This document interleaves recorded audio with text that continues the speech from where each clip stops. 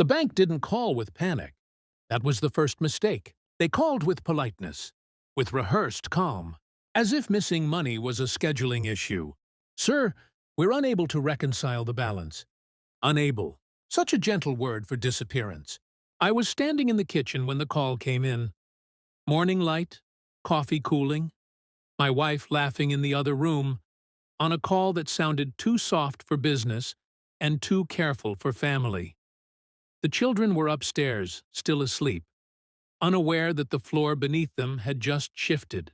I didn't respond to the banker right away. Silence has a way of making people confess more than questions.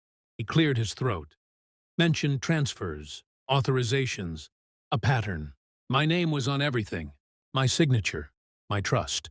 When I hung up, nothing in the house had changed. The walls still wore success, the photos still lied, the quiet still felt earned. That's when I noticed her laptop. Closed, always open. I didn't touch it. Not yet. I washed my cup instead. Let the moment stretch. Let my pulse slow until it obeyed me again. Rage is useless when it arrives early. She walked in, smiling, kissed my cheek, asked if I wanted eggs. Her eyes avoided mine for half a second too long.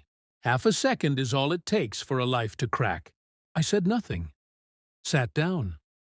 Watched her move around the kitchen like she still belonged there.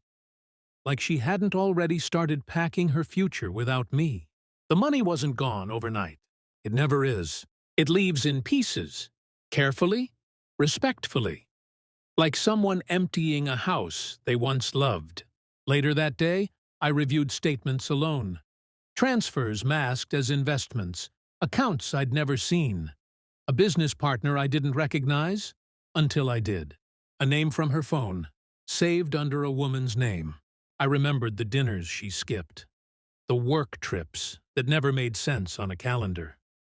The way success had slowly stopped feeling shared. This wasn't theft. This was preparation. I didn't confront her. I didn't ask questions. I watched. I listened. At night, I lay beside her and measured the distance between our breaths.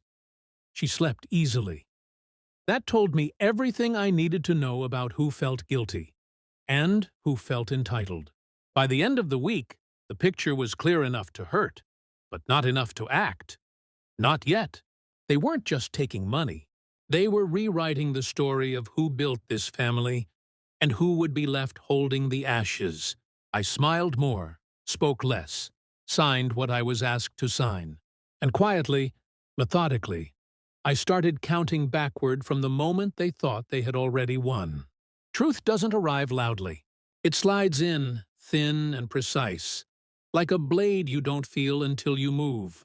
The forensic report confirmed what my instincts already had. Accounts linked. Shell companies. A man I'd met twice at dinner, introduced as a consultant, listed as a beneficiary. Not a partner, a destination. More interesting was the timeline. The money started moving the week my father died. The week I stopped watching closely. Grief creates blind spots. She used mine like a doorway. I didn't confront her immediately. I waited for the right silence. It came on a Sunday night. Children asleep. Television murmuring a future we'd never reach. I placed a folder on the table between us. Not aggressively, not gently, just there. "What's that?" she asked. I said nothing. She opened it. Numbers don't scream, they suffocate. Her face changed slowly, like someone realizing the room has no oxygen. She tried to speak, stopped, tried again. When denial failed, she reached for anger. When anger collapsed, she reached for tears. I watched it all like a man observing weather. "You went through my things," she said, as if privacy mattered more than betrayal. I nodded. Once. She asked how much I knew. "Enough," I said.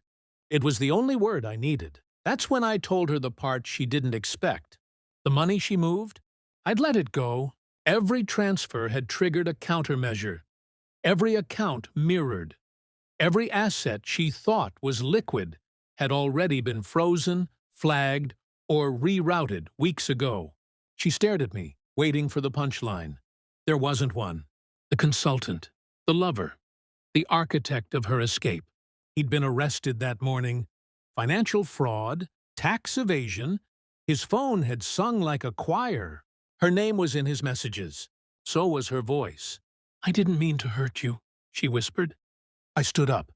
"That's the problem," I said calmly. "You meant to replace me." I didn't raise my voice. I didn't insult her. I didn't ask why. I handed her a second envelope. Divorce papers.